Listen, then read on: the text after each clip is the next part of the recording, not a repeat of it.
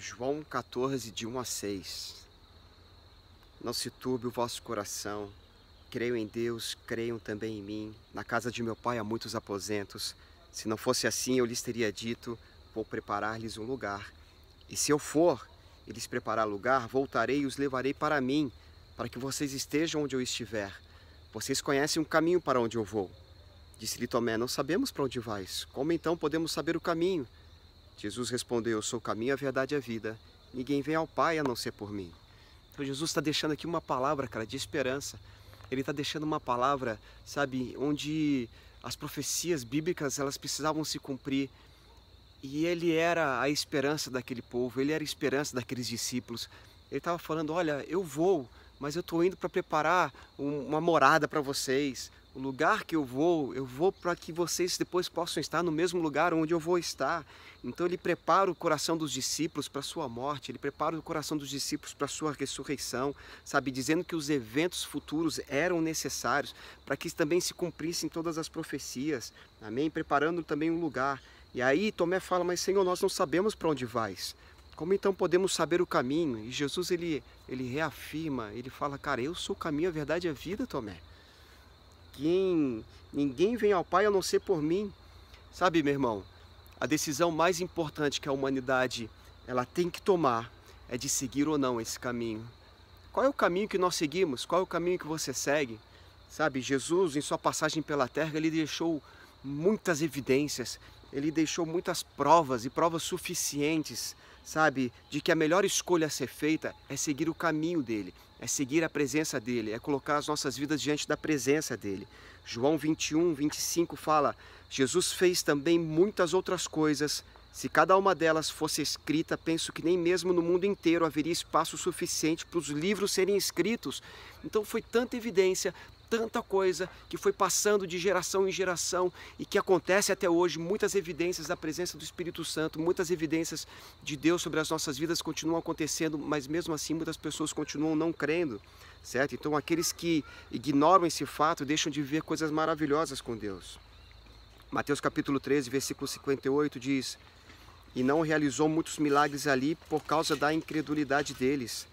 Sabe? Então Jesus não pôde realizar milagres ali em muitos lugares por causa da incredulidade do povo. Mas por outro lado, as pessoas que creram na sua palavra, as pessoas que creram nos seus milagres, as pessoas que creram nas evidências, as pessoas que continuam tendo experiências com ele, sabe, que foram as pessoas que chamaram a atenção de Jesus através da sua fé. Então a fé em Deus, a fé no Filho de Deus, fez com que como que se chamasse a atenção dele. E nós temos o exemplo da mulher do fluxo de sangue, que vai lá e toca nas orlas de Jesus. Nós temos o exemplo do centurião romano, cara, que apesar de ser um centurião romano, ele demonstra mais fé do que muitos judeus naquela época. O cego Bartimeu, que gritava e clamava para que ele pudesse ser curado, porque ele sabia que Jesus estava passando por ali. Então eles entenderam quem era o caminho, eles entenderam qual caminho eles queriam seguir. E é isso que nós precisamos pensar nas nossas vidas, porque certo momento na caminhada de Jesus, após ele explicar sobre o pão da vida e se aprofundar nisso, você pode ver depois em João capítulo 6, a partir do versículo 60, alguns discípulos ficaram escandalizados, porque ele falou que aqueles que queriam segui-lo precisavam comer do pão da vida e beber, né, do sangue dele, de Jesus. Ele estava falando de comunhão, estava falando, sabe, de experiências sobrenaturais com ele. Alguns discípulos ficaram escandalizados, mas em João capítulo 6, versículo 66, diz assim, daquela hora em diante, muitos dos seus discípulos voltaram atrás e deixaram de segui-lo. Então você vê que alguns discípulos deixaram de seguir o caminho, apesar de todas as evidências, apesar de todas as experiências que eles estavam tendo naquele momento, eles abandonaram o caminho. Alguns discípulos que não eram dos 12, tá bom? Mas aqueles que estavam ali, que acompanhavam também, mas não eram os mais chegados. E Jesus então ele olha para os 12 e pergunta, e vocês também não querem ir? E Simão Pedro respondeu, Senhor, para quem iremos? Tu tens as palavras de vida eterna. Para onde nós iremos, Senhor? Para onde nós iremos se só Tu tens as palavras de vida eterna? Ou seja, Tu és o único caminho que eu quero seguir. Eu te escolhi seguir, as dificuldades não me impedirão de continuar trilhando esse caminho. Se você olha no Antigo Testamento também, tem uma declaração, cara, de Elias, do profeta Elias, que ela choca. Sabe, às vezes a gente precisa ter esse choque de realidade. Em 1 Reis, capítulo 18, versículo 21, Elias dirigiu-se ao povo e disse: até quando vocês vão oscilar entre duas opiniões? Se o Senhor é Deus, sigam-no, mas se Baal é Deus, sigam-no. E o povo, porém, nada respondeu.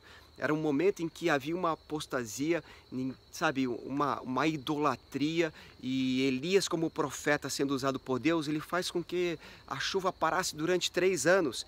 E esse é um momento em que ele desafia os profetas de Baal, mas ele, antes de desafiar os profetas de Baal, ele olha para o povo, que era o povo de Deus, que era o povo que tinha que acreditar no Senhor, que era o povo que tinha que seguir no caminho certo, e ele fala: e aí? Se o Senhor é Deus, sigam a Ele. Se Baal é Deus, sigam a Ele. Agora, saiam de cima do muro, certo? E talvez seja esse tipo de pergunta que dá um choque de realidade, mas que nós precisamos ouvir hoje. Qual é o caminho que eu escolho seguir? Se é o de Deus, então leve a sério, meu irmão. Se é esse caminho, leve a sério. Ande em santidade, faça aquilo que você sabe que é de Deus. É tudo uma questão de escolha, mas também uma questão de consequências. Você vai viver as consequências das suas escolhas, certo? Então, tomara que a sua escolha seja o caminho que te levará à vida eterna, o caminho que não falha. E eu termino aqui dizendo: respondeu Jesus: eu sou o caminho, a verdade e a vida. Ninguém vem ao Pai a não ser por mim. Escolha o caminho que te leva para a salvação, o caminho que é eterno, o caminho que é Jesus Cristo. Valeu, galera. Deus abençoe.